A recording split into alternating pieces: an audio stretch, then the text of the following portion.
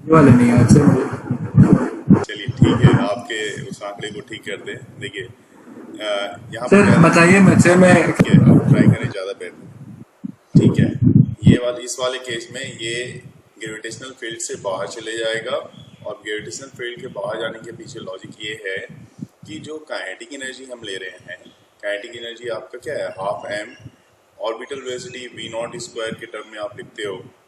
ठीक है, और यहाँ से देखा जाए तो वी नॉट जो ऑर्बिटल वेलोसिटी है वो काइनेटिक एनर्जी के टर्म में √2k/m आने वाला है आपका। तो अब इस केस में अगर आप देखो कि नई ऑर्बिटल वेलोसिटी की बात हो रही है, जब if kinetic energy is double, तो नई जो ऑर्बिटल वेलोसिटी है ये मान लो कि हमने वी नॉट डैश मान लिया, तो this one is kinetic energy 2 times हो रही है, तो 2 × 2k अपॉन m, है ना। तो ऐसा लिख सकते हो आप इसको। आप क्या लिख सकते हो, इस 2 को एक को बाहर कर दिया जाए तो √2 बाहर आ जाएगा, और पूरे का पूरा फॉर्मेट ये वाला जो है हमारा, ये वी नॉट को रिप्रेजेंट करता है। तो ये एक तरह से आपके पास ये पूरा का पूरा चीज जो है ये एस्केप वेलोसिटी को बतलाता है। तो एस्केप वेलोसिटी के इक्वल हो गई, और एस्केप वेलोसिटी के इक्वल हो गई, इसका मतलब कि it will keep out earth gravitational field. ये अर्थ ग्रेविटेशनल फील्ड के बाहर कर देगा अगर काइनेटिक एनर्जी किसी भी सैटेलाइट की जो उसके ऑर्बिट के अराउंड घूम रही है उसको डबल कर दी जाए, तो वो क्या होगा, ग्रेविटेशनल फील्ड से बाहर चली जाएगी। अगला क्वेश्चन हमारे पास यहाँ पे आप देख रहे हो, कह रहा है the additional kinetic energy to be provided to a satellite of mass m revolving around of planet of a planet m to transfer it from circular orbit of radius r1 to another radius r2, जहाँ की r2 जो है वो इसमें बड़ा। Conservation of energy लगेगी, conservation of mechanical हाँ, energy. मतलब जैसे इलेक्ट्रॉन में भी होता था, कुछ एनर्जी ट्रांसफर कर दी जाती थी तो वो क्या होता था, अपने लोअर ऑर्बिट से हायर ऑर्बिट में चला जाता था। तो यहाँ पे भी पहले वाले की रेडियस r1 है और ये इससे चला जाता है r2 में। तो अब आपको यहाँ पे बताना है कि क्या एडिशनल काइनेटिक एनर्जी इसको प्रोवाइड की जाए ताकि ये r1 से r2 में चली जाए। हमें जो एनर्जी चाहिए उसमें हमें यहाँ पे करना पड़ेगा जो final total energy final total energy होगी उसको इनिशियल टोटल एनर्जी से, टोटल एनर्जी जो फाइनल होगी उसमें माइनस करना पड़ेगा टोटल इनिशियल एनर्जी को, क्योंकि ये हायर ऑर्बिट में जा चुकी है, मतलब r1 से r2 में जा चुका है। आपको तो टोटल एनर्जी का फॉर्मूला तो आपको पता है ना, निगेटिव में होता है। वही निगेटिव में होने के कारण वो क्या करता है, उसको बाइंड करके जो ऑर्बिट है उसको अपने जो सैटेलाइट है उसको अपने ऑर्बिट में बाइंड करके रखता है। तो इसका जो फॉर्मूला होता है वो Gmm/2r का होता है ना, ये वाला होता है। और यहाँ पे अगर मैं बोल रहा हूँ कि भाई फाइनल माइनस इनिशियल कर लो, तो आप क्या करोगे, आप करोगे पहले वाले का फाइनल वाले का करोगे सर आप Gm। बताइए, मतलब करता हूँ। ओके, तो मैंने final initial equals to final किया है। इनिशियल नहीं, फाइनल में देखिए हायर ऑर्बिट में जब जाएगा ना तो उसमें एनर्जी ज्यादा मानी जाती है, ठीक है ना। तो सर आप बता रहे थे कि काइनेटिक एनर्जी और ये पोटेंशियल एनर्जी का जो सम रहते हैं कांस्टेंट होता है। हाँ, वो बिल्कुल सही, मैं पोटेंशियल और काइनेटिक एनर्जी के सम से एग्री करता हूँ, लेकिन यहाँ पे सवाल है कि एडिशनल काइनेटिक एनर्जी, चूंकि आप जो ऑर्बिट जो भी सैटेलाइट रिवॉल्व कर रही है जिस ऑर्बिट में, ऑब्वियस सी बात है इसको काइनेटिक एनर्जी मतलब वेलोसिटी आपने बढ़ा दी होगी तभी ये इस ऑर्बिट को छोड़ के दूसरे बड़े वाले ऑर्बिट में चला आया है।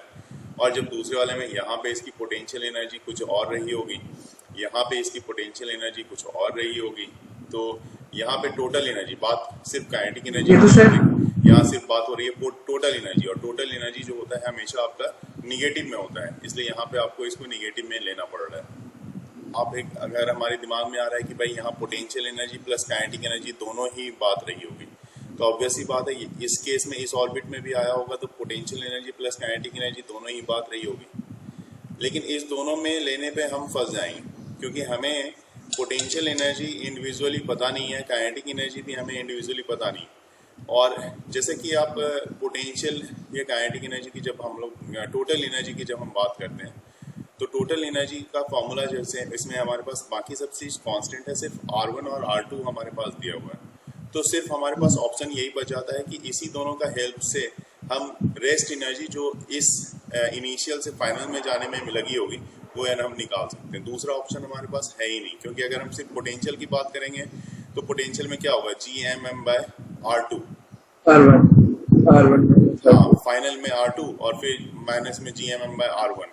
तो उससे निकाल के हमारे पास सिर्फ हमें पोटेंशियल एनर्जी के बाद पता लगेगा, लेकिन हमें कहा जा रहा है कि उसको रिलेट करना है काइनेटिक एनर्जी से भी, कि एडिशनल काइनेटिक एनर्जी हमने क्या दिया।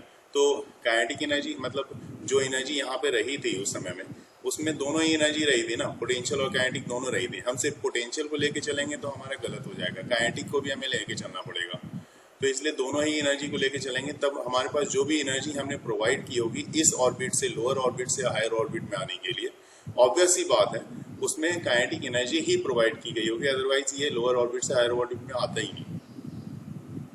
तो ये वाला फाइनल हो गया GMM/2R2, माइनस जरूर देंगे बीच में, माइनस इनिशियल वाला GMM/2R1, और उसके बाद तो देखो जो कॉमन है तो उसमें कॉमन आप निकाल लोगे कि GMM/2 ये कॉमन सब में आएगा, तो क्यों नहीं ये माइनस और माइनस ये प्लस हो जाएगा, तो इसको प्लस कर लेते हैं, इसके हटा देते हैं, इसको प्लस कर देते हैं। तो 1/R1 को पहले ले लेते हैं और फिर 1/R2 को इसके बाद ले लेते हैं हम लोग।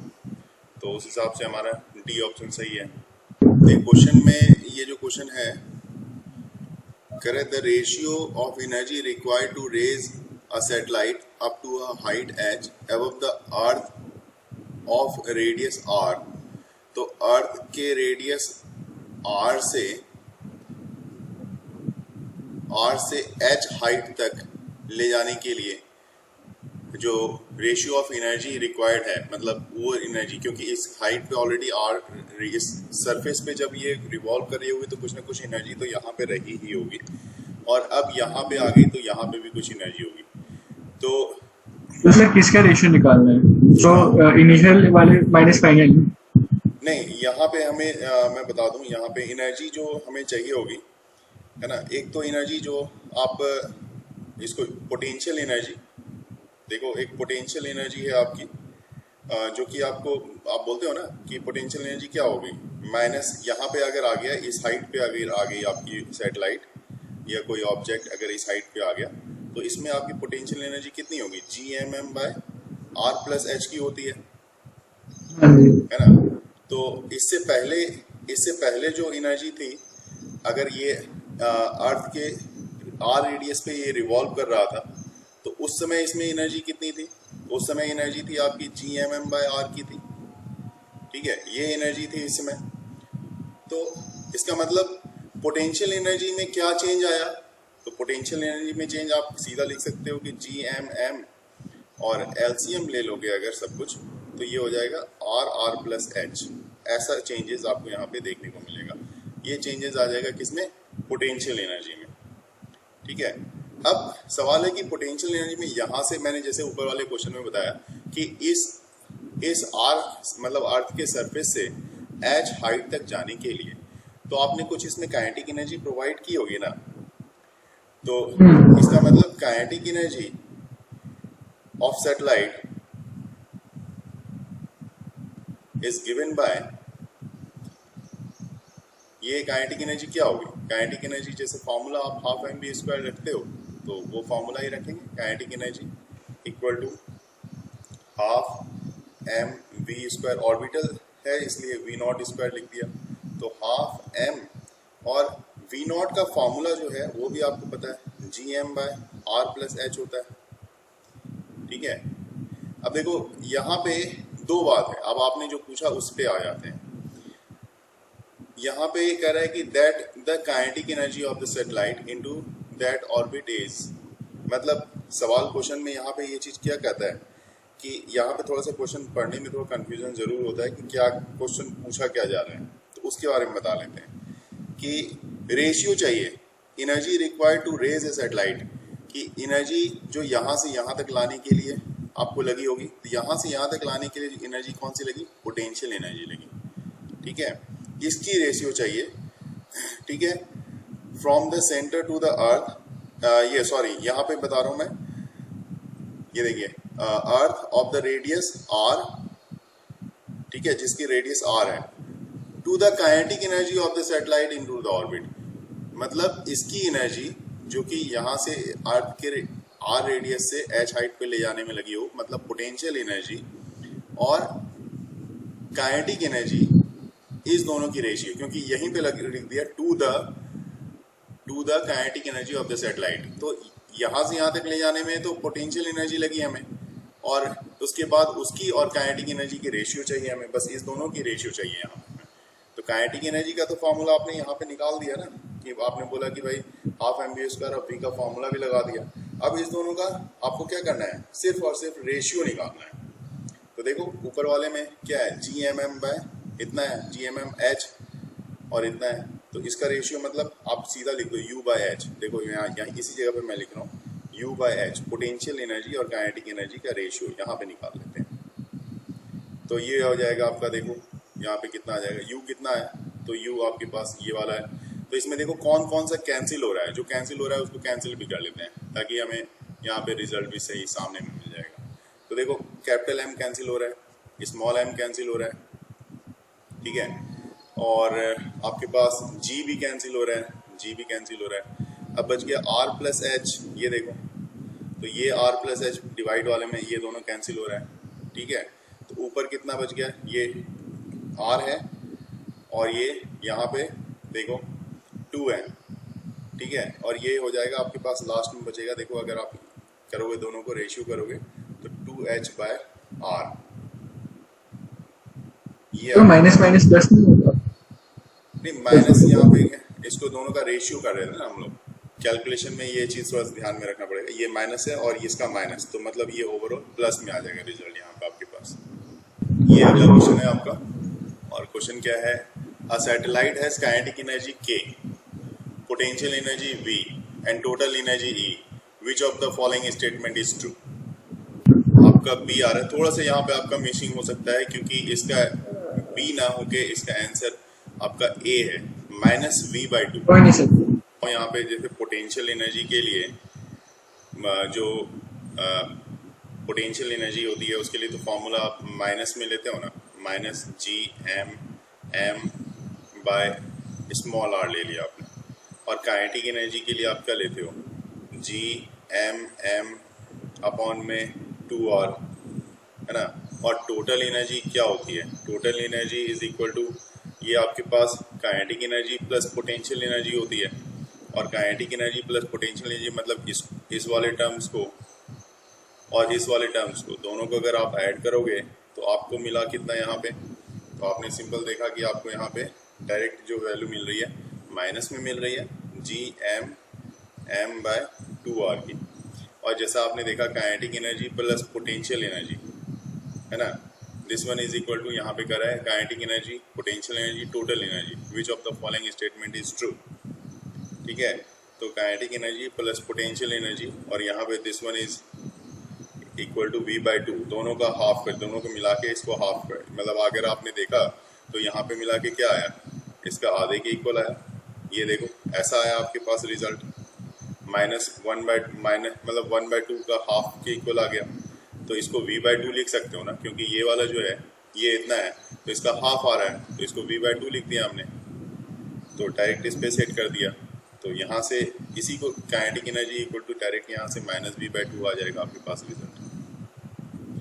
नेक्स्ट जो क्वेश्चन है, question number 6, the energy required to move a satellite of mass m from an orbit of radius 2r to 3r, यहाँ से 2r से 3r के लिए ये बात हो रही है, ठीक है। और ऑप्शन यहाँ पे दिया हुआ है, 5 ऑप्शन यहाँ पे आपके पास दिए हुए हैं। तो सही आंसर ए पार्ट आपने इस बार बिल्कुल सही बताया है, और आपने जो भी इनिशियल जो एनर्जी रही होगी, फाइनल माइनस इनिशियल क्या होगा, है ना, जिसमें आपने सीधा कर दिया -12, और ये gmm/3r, जिसमें आप अभी बोल भी रहे थे 1/3 डायरेक्ट आपने किया था, बहुत अच्छा लगा मुझे यहाँ पे देख के, क्योंकि आपने बोला कि हाँ डायरेक्ट यहाँ पे इस तरह से कर सकते हैं। और दूसरे के लिए हाफ, और सेम gmm/2r, क्योंकि एक 2r हाइट पे है और दूसरा जो है आपका 3r हाइट पे है, तो इसलिए दोनों को देखते हुए आपने यहाँ पे किया था। 2 आवर और 3 आवर के लिए। तो बिल्कुल सही यहाँ पे पहला वाला ए ऑप्शन आया आपका। बीच में तो यहाँ पे माइनस भी रहेगा ही, ये माइनस हाफ होगा तो माइनस माइनस ये प्लस भी हो जाएगा अपने आप, उसके दोनों ऐड होके आएगा।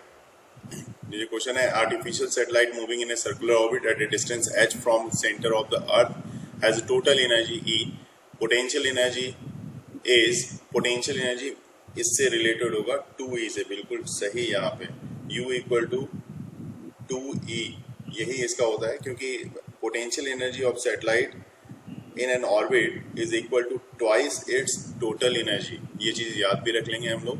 तो पोटेंशियल एनर्जी जो है यहाँ पे ट्वाइस है टोटल एनर्जी के। Satellite has only kinetic energy, only potential energy, kinetic and potential energy, zero energy. बिल्कुल कॉन्फिडेंटली इसमें दोनों ही एनर्जी होगी, क्योंकि रिवॉल्व भी करता है और पोटेंशियल एनर्जी कुछ हाइट पे होती है अर्थ के सरफेस से, तो दोनों ही एनर्जी है, बिल्कुल सही बात। अगला क्वेश्चन है, a satellite if the time period of revolution is t, then the kinetic energy is proportional to. Kepler's law के बेसिस पे आपने यहाँ पे बिल्कुल सही बताया। यहाँ पे इसका ए पार्ट 1/t⁴ ऐसे यहाँ पे आपके केपलर्स लॉ के हिसाब से। लेकिन यहाँ पे एक चीज़ मैं बताऊँ कि जो ऑर्बिटल वेलोसिटी होती है ना, वो इन्वर्सली प्रोपोर्शनल होता है इस √r के, और t² जो है ये डायरेक्टली प्रोपोर्शनल होता है r³ के। ये होता है केपलर्स लॉ से। तो जब बात होती है काइनेटिक एनर्जी की, तो काइनेटिक एनर्जी भी डायरेक्टली प्रोपोर्शनल होगा v² के, ठीक है। और v² जब ऐसा होगा तो v² किसके डायरेक्टली प्रोपोर्शनल हो जाएगा, तो ये डायरेक्टली प्रोपोर्शनल हो जाएगा आपका काइनेटिक एनर्जी डायरेक्टली प्रोपोर्शनल हो गया v², और v² जो है वो डायरेक्टली प्रोपोर्शनल हो जाएगा आपके r के, क्योंकि यहाँ पे √r लिया था हमने v को, तो इसके हो जाएगा। तो अब काइनेटिक एनर्जी जो हो जाएगी इस हिसाब से, ये डायरेक्टली प्रोपोर्शनल हो जाएगी आपकी 1/t⁴ के। Question number 10, the ratio of binding energy of A satellite at rest on the earth surface to the binding energy of a satellite at the same mass revolving around the earth at a height h above the earth surface। अर्थ दिया हुआ है आपके पास, तो इसमें से कौन सा option आपका बिल्कुल सटीक होगा। जब भी इस तरह का क्वेश्चन आपके पास हो तो आपको देखना है binding energy of satellite at rest. तो रेस्ट में जब आप देखोगे तो देखिए किसी भी सैटेलाइट की जो टोटल एनर्जी होती है वो तो आपने बहुत बार यूज़ किया है कि वो काइनेटिक एनर्जी और पोटेंशियल एनर्जी के इक्वल होती है। तो kinetic energy plus potential energy. लेकिन आपको पता है कि आपकी सैटेलाइट जो है बेचारी वो तो रुकी हुई है, तो इसका मतलब है काइनेटिक एनर्जी जो है सैटेलाइट की, काइनेटिक एनर्जी ऑफ रोटेशन वो ज़ीरो है, क्योंकि वो रेस्ट में है।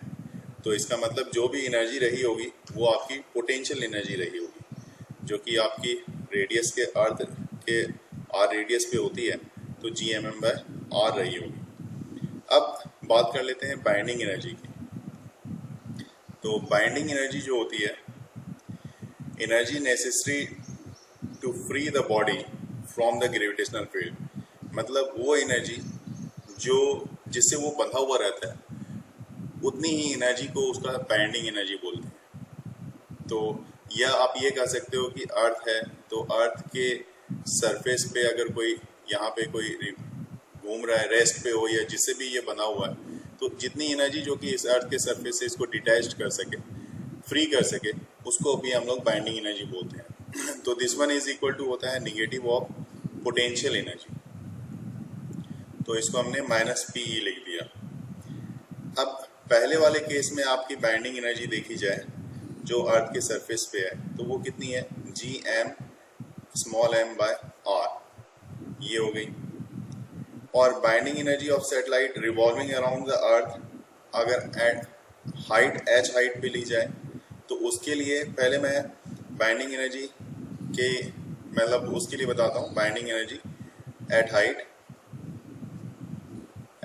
h, ठीक है, h हाइट के लिए बाइंडिंग एनर्जी की बात करें तो यहाँ पे काइनेटिक और पोटेंशियल एनर्जी दोनों लेनी पड़ेगी, क्योंकि h हाइट पे चला गया तो रेस्ट में तो है नहीं, अब वो मूव की भी कर रहा है, तो मूव कर रहा है तो Gmm/r 2r प्लस एच, ठीक है। और पोटेंशियल एनर्जी यहाँ पे जो होगी वो कितनी होगी, minus G M M by R plus H. ये पोटेंशियल एनर्जी एच हाइट पे बाइंड, दोनों एनर्जी हमने देख ली। अब बाइंडिंग एनर्जी जैसे मैंने टोटल एनर्जी आपको देखना हो यहाँ पे, तो आप क्या बोलोगे कि टोटल एनर्जी के लिए क्या कहा जाए, तो kinetic energy plus potential energy. तो जब आप दोनों को ऐड कर लोगे तो आपके पास मिलेगा minus G M M upon में 2r प्लस एच, ठीक है। अब नेक्स्ट वाली बाइंडिंग एनर्जी हमें देखनी है, थोड़ा सा मैं इसको साइड करता हूँ और कैलकुलेशन यहीं पे करेंगे सारा का। तो नेक्स्ट वाली जो बाइंडिंग एनर्जी हमें देखनी है, मतलब बाइंडिंग एनर्जी 2, तो इस जगह पे मैं लिख रहा हूँ बाइंडिंग एनर्जी 2। तो बाइंडिंग एनर्जी 2 जो है, दैट मीन्स इस समय ये होगा निगेटिव ऑफ टोटल एनर्जी, क्योंकि निगेटिव ऑफ टोटल एनर्जी। अभी भी देखो बाइंडिंग एनर्जी तो यहाँ पे भी है, 1 वाले केस में भी बाइंडिंग एनर्जी है जो यहाँ पे हम लोग देख रहे हैं, 2 वाले केस में भी है, लेकिन ये एच हाइट के लिए है और ये सरफेस पे जो रेस्ट में रखा हुआ है उसके लिए। तो यहाँ पे और टोटल एनर्जी क्या होती है, निगेटिव होती है वो भी हमेशा, तो माइनस टोटल एनर्जी। तो माइनस टोटल एनर्जी कर दिया तो इसको लिख सकते हो आप minus G M M by 2r plus H. अब हमें दोनों का रेशियो देखना है, बाइंडिंग एनर्जी 1 का और बाइंडिंग एनर्जी 2 का रेशियो। चलो प्लस आर प्लस एच नहीं होगा, टोटल एनर्जी तो कहीं नेगेटिव में रहती है ना, तो प्लस में नहीं हो जाएगा। यहाँ पे प्लस, ये यहाँ पे तो माइनस होगा ना, टोटल एनर्जी नेगेटिव में होता है। नहीं प्लस होगा ना, जैसे आपने बाइंडिंग एनर्जी लिखा माइनस ऑफ टोटल एनर्जी। हाँ, minus of total energy, total energy negative रहती है। टोटल एनर्जी मतलब यहाँ पे हमने मैग्नीट्यूड ले रहे हैं एक तरह से, यहाँ पे पोटेंशियल एनर्जी में भी हमने उसके मैग्नीट्यूड को इसलिए माइनस में यहाँ पे डाल के लिखा है, ठीक है। बाइंडिंग एनर्जी का नहीं मैं वो नहीं कह रहा हूँ, इसलिए वहाँ पे आपने पोटेंशियल एनर्जी में किया है ना। हाँ। तो जो टोटल एनर्जी होती है वो तो minus J M M by R होती है, minus J M M by 2r होती है। बिल्कुल, तो फिर वो माइनस माइनस प्लस नहीं होगा। नहीं यहाँ पे ये मैं समझ गया आप जो बोल रहे हो कि हमें क्या करना है। देखो मैं बता रहा हूँ आपको, अगर एक समय के लिए अगर मैं ये भी आपकी बात जो भी बात है मैं मान लेता हूँ, तो यहाँ पे देखो, यहाँ पे जैसे बाइंडिंग एनर्जी में आप बोल रहे हो ना कि हमने क्या किया, यहाँ पे प्लस कर दिया, ये कह रहे हो आप। हाँ, तो अभी मैं दिखाता हूँ आपको ये बाइंडिंग एनर्जी में, तो दोनों में ही करना है, तो दोनों में ही अप्लाई कर सकते हैं। अगर हम मैग्नीट्यूड में भी ना लें तो जैसे ये प्लस कर दिया तो चलो इसको भी प्लस कर लेते हैं, ठीक है। अब ठीक है, बिल्कुल ठीक है, इसको प्लस कर दिया हमने। और अब देखो, तो अब यहाँ हमारे पास रेशियो अगर करें तो इसका और इसका रेशियो, एक ये वाला हो गया और एक ये वाला हो गया, तो ये कितना आ जाएगा, 2r प्लस एच बाय में r, यही रेशियो आएगा ना।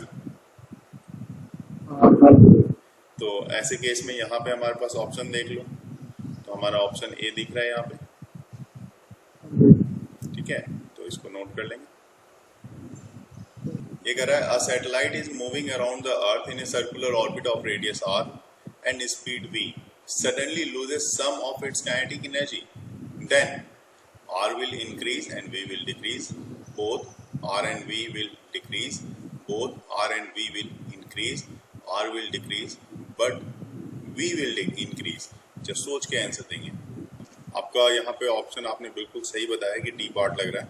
एक चीज और यहाँ पे क्लियर हो जाएगी, जैसे मैंने पिछले वाले में जैसे आप बता रहे थे कि मैंने बताया था v inversely proportional to r under root में, तो ये चीज भी यहाँ पे मैं बता दूं क्योंकि इससे साफ पता लगता है कि अगर r आपका क्या होगा, r अगर डिक्रीज हो रहा है तो v इंक्रीज करेगा, इससे तो साफ देख के पता लग रहा है। लेकिन ये आया टर्म्स कहाँ से, इस चीज को भी यहाँ पे हम लोग देख लेते हैं। इसमें क्या है कि आपको total energy of the satellite जो होती है, सैटेलाइट की टोटल एनर्जी वो होती है काइनेटिक एनर्जी ½ mv², ठीक है, और प्लस पोटेंशियल एनर्जी, तो प्लस की जगह पे माइनस ले रहे हो आप। तो यहाँ से आपके पास अगर आपने सॉल्व भी किया था जी ऑर्बिटल वेलोसिटी का अंडर रूट gmm/r लेते थे, तो यहाँ पे आपके पास जो रिजल्ट आता है माइनस में gmm/2r ये आता था। तो इससे साफ पता लग रहा है जो काइनेटिक एनर्जी है आपकी, ठीक ठीक है। अब और सैटेलाइट क्या कर रहा है, रिवॉल्व कर रहा है सर्कुलर ऑर्बिट में, तो यहाँ पे सेंटीपीटल फोर्स लगेगा और this one is equal to total energy, क्योंकि वहाँ पे जब रिवॉल्व कर रहा है तो उसमें टोटल एनर्जी है सैटेलाइट में, वो टोटल एनर्जी की ये इक्वल हो जाएगा। बैलेंसिंग इक्वेशन इक्विवेलेंट का केस, और ऐसे केस में एक आर कैंसिल हो जाएगा, ठीक है। और यहाँ से देखो एम कैंसिल हो रहा है, ठीक है। तो जो v हमारे पास आ रहा है v स्क्वायर इक्वल टू हमारे पास कितना आ रहा है जी एम बाय आर, है ना। तो इसी में हमने क्या किया था, मैंने बताया था आपको सर एक सेकंड सर, वो न्यूटन्स का यूनिवर्सल लॉ ऑफ ग्रेविटेशन जो है G M by R square, और ये वो साइड पे सैटेलाइट रिवॉल्व कर रही है इसलिए उसको हमने लिया इक्वेट किया है। तो यहाँ से b inversely proportional to under root R आएगा ना आपके पास,